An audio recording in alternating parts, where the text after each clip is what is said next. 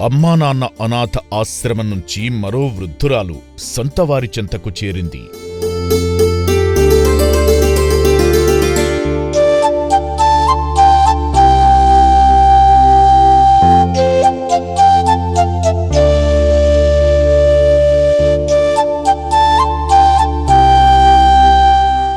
కొన్ని నెలల నుంచి ఆశ్రమంలోనే ఉంటున్న సావిత్రమ్మ తన చిరునామా కొయ్యలగూడెం అని చెప్పడంతో ఆశ్రమ సిబ్బంది ఇంటికి చేర్చేందుకు తీసుకెళ్లారు.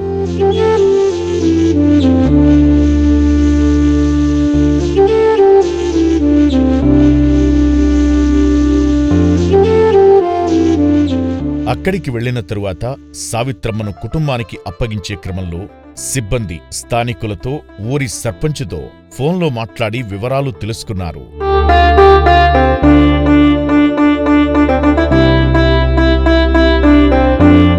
చివరికి సావిత్రమ్మ కుటుంబ సభ్యులతో కూడా ఫోన్లో మాట్లాడగా తన నివాసానికి తీసుకెళ్లారు ఆశ్రమ సిబ్బంది.